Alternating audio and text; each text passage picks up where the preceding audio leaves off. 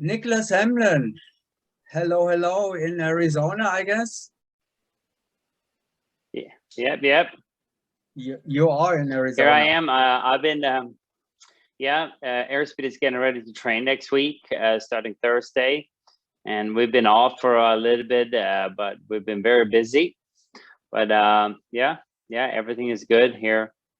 Yeah, let's give us a quick before we go to other topics. Let's give us a quick airspeed update because recently we've heard from Hayabusa and from David and so forth. So now we need a little airspeed update as well, of course. Yeah, the update with Airspeed is after the Belgium Indoor World Cup, which was very successful for us. We actually ended up coming home, doing team training, getting coached by Joey Jones for 1 week and trained by ourselves for 1 week. And then we have a month off from training, but in that month, we've been very busy. Yeah, but we had a very busy year up to that point. So this is our like intermission before we really get heavy. So we trained in May for 2 weeks, and then we had the Arizona Challenge, which was very successful. And then we went and had a team building couple of days up in Colorado with Jack Jeffries, which is extremely important for us. And we're getting ready to get back to training. And now we train very intensely through June, July, August, September, and then the World Meet in October. So yeah, we usually structure our training. So starting in December through April, which was the World Cup in Belgium, we've been our training has been just continuous, and then we take a little bit of a break, and it always helps us to get ready for the Arizona Challenge, which is usually the halfway point for our year, where we officially go from indoor to outdoor. And then after the Arizona Challenge, we usually beat, and so we decided to sneak in some team building with Jack Jeffries in there. So we're ready. We're ready for the second half of the year. Give us a little. That's always interesting to talk about this for just a few minutes. Not everybody these days knows Jack Jeffries, the name really that well. And I need to be more the older generation to be really familiar with this name. Who is Jack, and what do you do with him? Well, yeah, Jack Jeffries is one of the original founding members of Arizona Airspeed, along with Dan VC, Kirk Berner, and Mark Kirkby. And he was part of a team before Arizona Airspeed called the DeLane Gang, I think they're called. And they lost 3 consecutive world meets. And then that led to the West Coast Dan VC and the East Coast Jack Jeffries. Dan bringing Mark Kirkby and Jack and Kirk joining together in Eloy at Skydive, Arizona. And the changes that they implemented then, meaning more team-oriented atmosphere, and so they really found, what can I say, like a golden recipe, so to speak, that Airspeed was built on. And they used us for psychology and many other things, organizational, team dynamics. It's a lot of a hype word from that part of their lives or their expertise. But it's all about team efficiency and team bonding. And the original Airspeed, as we all know, has created lineup after lineup, successful lineup after successful lineup. So Jack Jeffries, when he was done with the Arizona Airspeed, that's what he started focusing on, God is Masters and other things. And so he's been working on that ever since he left Airspeed, from going to school to now doing that professionally and actually working in corporate America as a consultant, owning his own company. Shannon Pilcher actually has started working for Jack. So Shannon works for Jack, also being a former world champion himself. So every year Jack is excited to work with us. And we do from trips, actually visiting him up in Colorado to work as a team.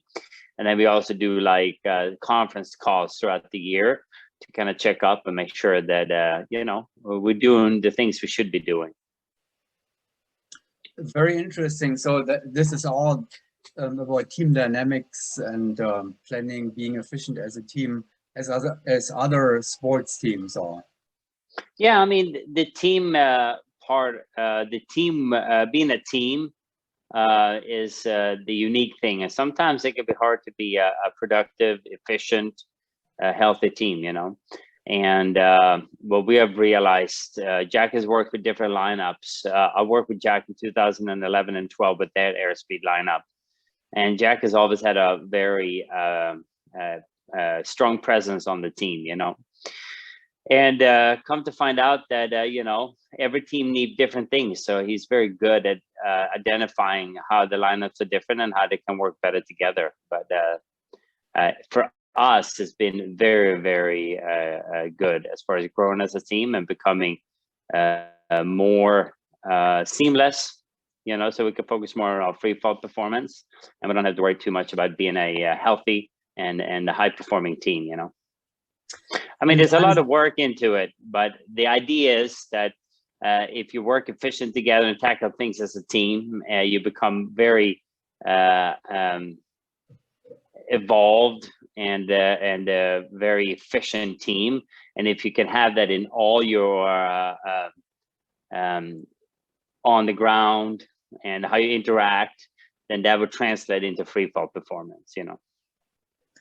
I probably assume that you are forwarding a lot of, or applying the same information, you know, that applies to airspeed and dynamics in your coaching jobs. You are coaching a lot of teams, and each team, you know, needs the same strategies or the same experiences, how to run the team and how to deal with each other and all that. So some of the teams that you are coaching are going to World Meets, and this is the next topic.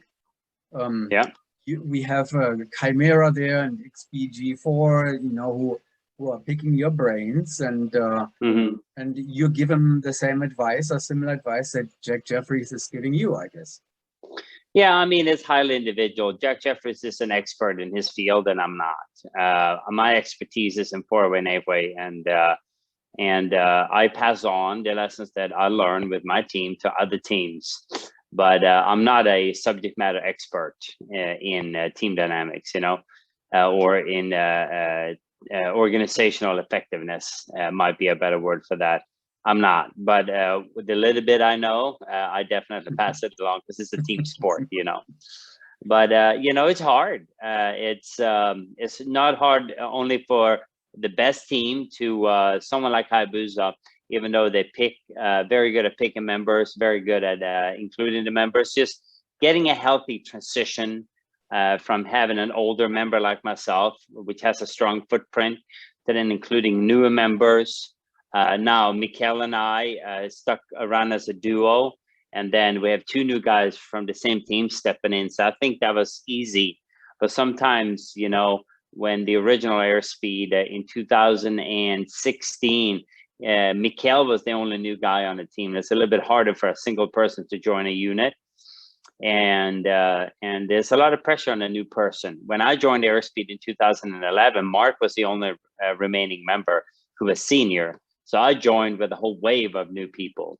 And so that's one aspect to consider. And the other aspect to consider is also personalities, and knowing where each person is different and what the needs are and how to communicate. And all those facets are different from person to person. So even if you switch one member, and we've seen lineups in the past where they switch one member and they can have a good result or a bad result, or, you know, and all those things are very tricky to navigate and do healthy and effectively. And then it's always about becoming a new team and start trusting each other, start you know, communicating. So I do what I can for the teams I coach, absolutely, but in the end of the day, you know, it's Jack is not doing any work for us. He's helping us find us, you know, and he's pointing out things that he feels are important for us to focus on and find a collective way of doing things, instead of anyone like me being a player coach or anything like that, which is also part of why we started working with an outside coach to find more balance on the team, you know. it seems whatever you do with the teams that you're coaching, it seems to work somehow. You know, one of the teams is Chimera, British champions or four-way national team of the past years. They just posted they competed last weekend, and they just posted their first 20 plus average, right? Are you proud and happy? Yeah. Some of the scatters they made there were great, and some of them need some work. But the biggest thing that I like about XPG4 and Chimera, which I also was one of the things I liked about R2G, is their independence. They use me for coaching a little bit, and mostly they actually figure things out on their own. I do some video review from long distance, but then I go and coach them, or I get my hands on them, you know, and that's when we kind of align what they're doing on their own and what I think they should be doing. And in there's also like a collaboration or compromise when we find their way, which is not my way or their way, but some sort of, you know, which is we feel is better for them. And that's, I think it's very healthy for both XPG4 and for Chimera. So yeah, you know, there's a lot of good lessons for Chimera on that meet. Chimera is competing a lot this year, and I like that, because when they go to their British nationals in August, I'm going to be there with them. And I'm sure Andy's going to be there with NFTO. But Chimera is training, maybe not as much as NFTO, but they're competing. They're taking every opportunity to compete, which I think is very healthy for a team. So when they get to the meet, they're a lot better prepared for the pressure, you know? Yeah. Yeah, we haven't seen NFTO in a while. Chimera, you know, again, they just competed last weekend. Have you seen the? Of course, you have seen the videos. Would be surprised if not. So I have to. Yeah, they have like a skydive. The 17, they funneled out the airplane, but then when they got back together, that funnel doesn't belong in a 20 plus average team. They didn't funnel. No, I don't believe that. They did. They funneled. Yeah, they did. They funneled. Yeah, but I mean, no one wants to funnel an exit. It doesn't matter if it's a low key meet or if a high profile meet, right? I mean, I funneled an exit at a world meet with a Q at the 2018 World Championships in Australia, you know? And then after that, we had a fantastic skydive, right? So the remaining 30 seconds we had a fantastic skydive. And Chimera, I think, had 28 seconds left over after they got back together. And I think they scored a 30, they scored like a 23. But at that pace, they should have done a 30 plus, which is a good score if they had that from the beginning. But the lesson there is don't ever relax, you know, to the point where you have an exit like that. You have to know what you're looking at and do your job. But secondly, after the mistake, you skydive very freely and with some attitude. And because you already kind of made a big mistake, so you have nothing else to lose. And that freedom you skydive with after an incident like that is a big lesson for them, because you have to skydive like that all the time. If you skydive like, oh, I can't make a mistake, then you're never gonna achieve your full potential. I know in competition you're comparing to other teams, and the winner, you know, gets the gold, and someone else gets second, third, and so on. But you have to skydive with no reservations, and that's the hard part sometimes, you know. Haven't we seen that, Niklas, many times that teams funnel the exit, and then afterwards they show an attitude and an energy that you don't see on other training jumps or competition jumps? Amazing, isn't it? And if I had the answer to that, I would be a wealthy man. Yeah. Because that goes in anything, right? It's something that happens in your psyche where you're like, oh boy, here we go. And that is the true potential of the team, right? But how can you get to there without being, yeah, or how can you get there without being, you know, too cavalier and too irresponsible? Because if you just go there right away, you might actually be too cocky, and now you start getting a lot of busts or whatever. You know, you can kind of see that maybe in the female French four-way meet out of the world meet in Russia, where they have a lot of busts and stuff. They weren't quite moving together. So there's always two sides to everything, you know? Yeah, they didn't have an exit either. Let's, so we'll speak, hopefully we'll be able to get the video soon so we can see that 17 funnel. Chimera, come on, we gotta watch that. The audience has to see that even a 20+ team can funnel an exit and still do a 20+ average, right? And that seems to be the thing these days. Like you just mentioned, the French female team from Russia in 2021. It seems to be a thing anymore that a lot of teams don't have exits, you know?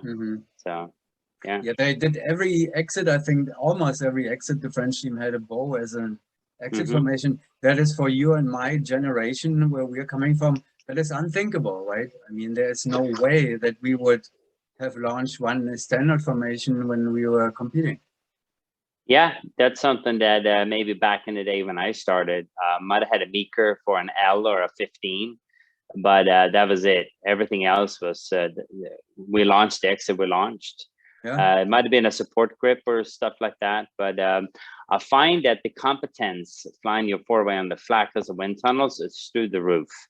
But also somehow people don't have the same, I don't know if it's even fair if I'm comparing their standard to on the flat flying to the exit, but yeah, I can have a 20 average team on the flat and they're like a 13 average on the hill and the exit, because they have so much more reps from tunnel flying where everything is flat. And even when they do tunnel competitions, they enter the chamber on the flat, and it's disorienting. I know Jack Jeffries coached me on my very first team in 1995-96, and he was explaining, and we even did exits no contact to build that competence back in the day. And these days, it's hard. I find it harder to bridge the gap, to say, between teams that are doing a 20 and get their exits and hill work up to that same standard. If they are to that standard, they're doing 22s or 23 averages, you know. Well, yeah, that's usually the missing piece.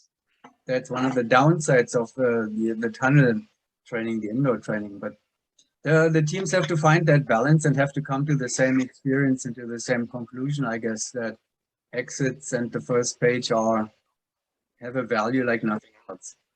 Yeah, I think it's like you can get the 20 average on the flat quicker through the tunnel than free fall. Because back in the day, to get the 20 average, you have to exit every single time. Right. And you had to do 1,000 team jumps to get there. And 1,000 team jumps means 250 jumps a year for 4 years, exits, hill work. And there was no tunnel. And now you can actually get the 20 average in 2 seasons and maybe 400 jumps, because you can use the tunnel and fly hours and hours and hours. So it's not that people have a harder time to get it. I just think there's a gap between the, you know, getting competent enough to do whatever average on the flat and not getting enough reps out of an airplane where you have to do the exit and fly the hill down to the flat. And I feel like those are disconnected. So the advantage is you can, so now all of a sudden the strategy changes, right? People take a bow out, boom, and then they just get to work. I've seen even Chimera in this competition footage is that they take out a different formation like an H, and then they do what needs to be done, and they look amazing. But sometimes when they take out the exit they need to take out, they look cautious, they don't know quite what they're doing. So sometimes things are different these days than what they used to be. You know, you used to have to do 1,000 jumps, and now you don't. Well, it's also not only the exit, you know, this kind of disorientation that you mentioned earlier and that Jack mentioned. It's not over after just leaving the plane, you know, it's a whole first page almost. I mean, it's a hill, you know, where this kind of different perspective, the different visuals and all that is there. So the exit alone is not necessarily enough. You know, you need the first page. Yeah. Oh yeah. I mean, the first page, I mean, let's say it takes, you know, 10 seconds to execute the hill. You only have 25 seconds left of a skydive, but still, there's there's a third of the skydive that's on the hill at that point, and then the last 2/3 is on the flat.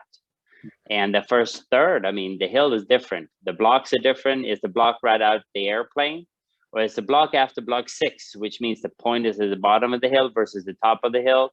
So if you have 6-11 and you do block 6, all of a sudden 11, you have the point at the bottom of the hill. All these things are you know, seems to be headaches of higher average teams, 22 plus average teams.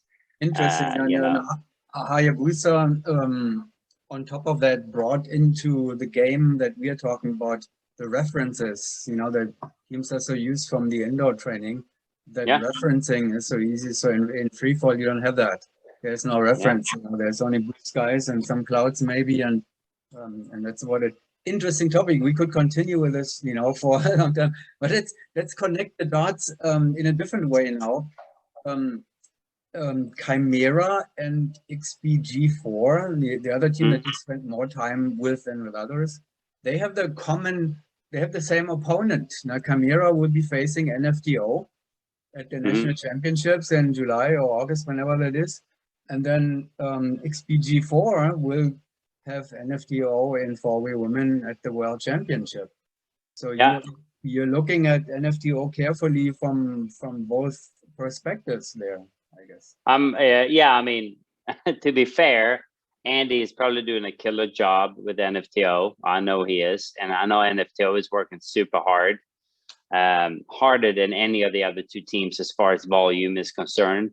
And so I think NFTO is the team to beat, because Chimera, training hard, absolutely. Chimera using me part-time. XPG4 training hard, using me part-time. I feel like both teams are right now at a very similar point, but both teams are hungry and training hard. Now NFTO hit a new member. We haven't really seen anything from NFTO, so I don't really know where they're at. The biggest thing for them there, I think, is performing on D-Day, coming in from being completely secluded. And we're going to see how they can handle that. And whatever happens at the British Nationals, Chimera gets to, and NFTO gets to go at it again at the World Meet, because they're both going here to Scott, Arizona in October. And you have XPG.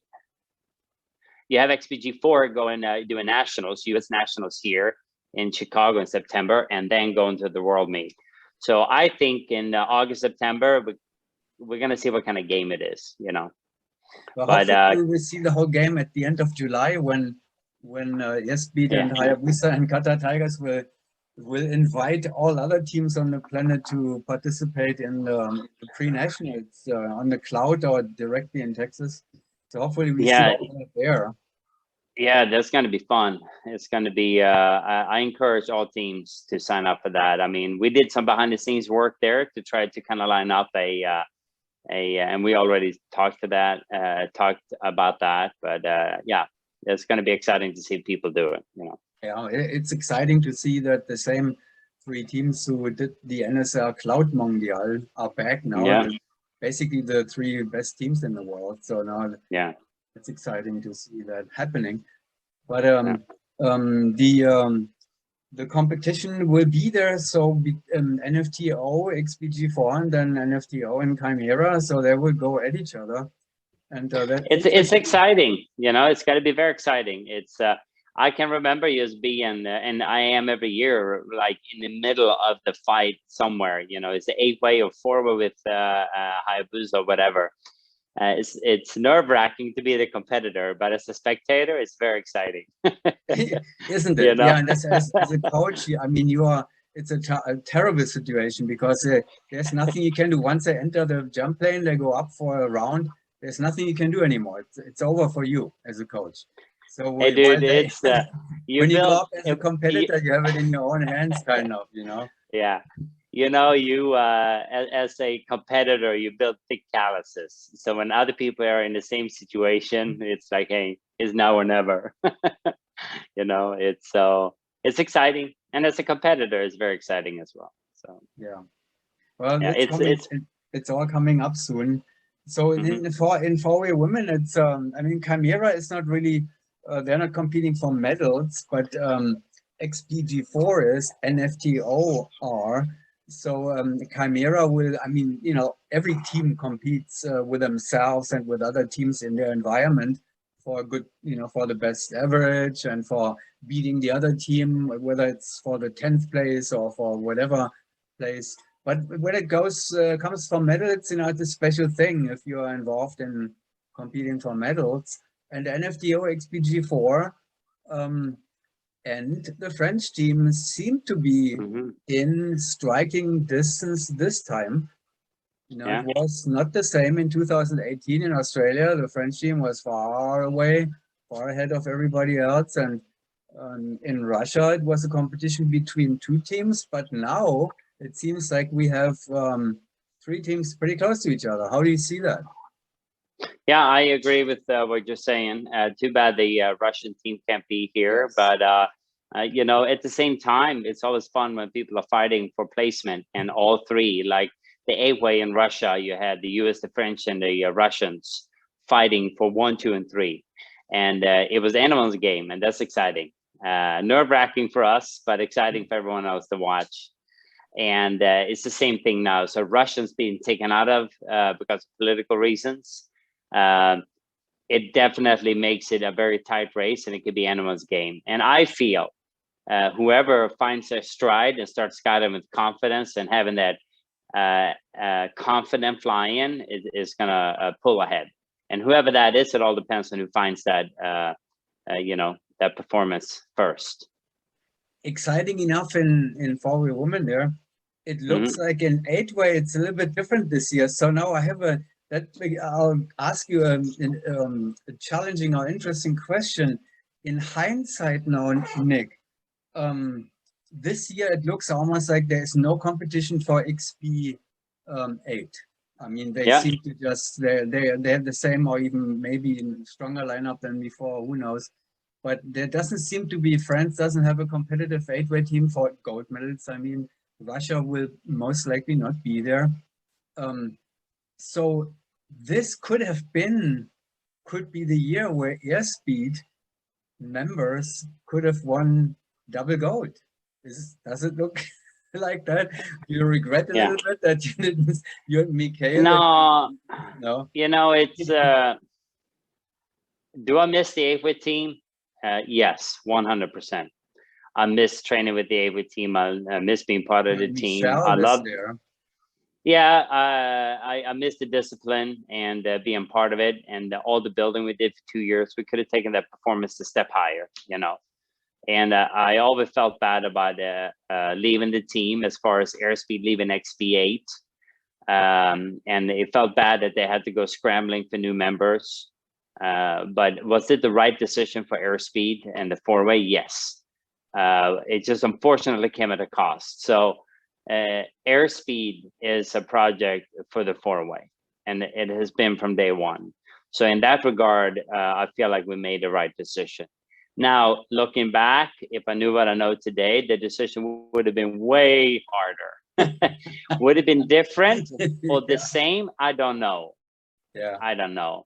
But hey, I miss Kirk, BK, John, Michelle. I miss XP. You know, it was not an easy decision. And for me personally, not just the team, but the discipline of 8-way, I miss greatly. It's something that I look forward to do once I'm retiring from the Airspeed 4-way. Well, that's always a nice thing to switch, toggle back and forth between 4 and 8-way. If you're bored of one, you go to the other, and then you do. When you get bored of that, you go back. But also, look at that 8-way team though, like Craig Gerard and Matt Davidson back in, and Andrew Heppick from Rhythm as a point. I mean, those guys are killing it in training, you know. So I'm going to be very excited to see what's going on, and for them being Matt and Craig being world champions, and then Matt Heppick being hungry, talented. I would like to see them breaking some world records, taking some records from the Golden Knights. If they don't have anyone to compete with, they can compete with the record books, and that's what I would like to see. And that makes it a very nice and memorable ending of our. We have to get going here. We're coming to an end of our time. So we're looking at a lot of things this year, and the exciting competition and possible world record challenges and all kind of things. So it's exciting. And end of July, there's the first international challenge is coming, and I hope that we'll see. We will see anyway, but as many teams as possible. Yeah. Thank you, Niklas. Say Thank hello you. to the team and have a nice rest of the weekend. Thanks, guys. Take care. See you all soon. Goodbye.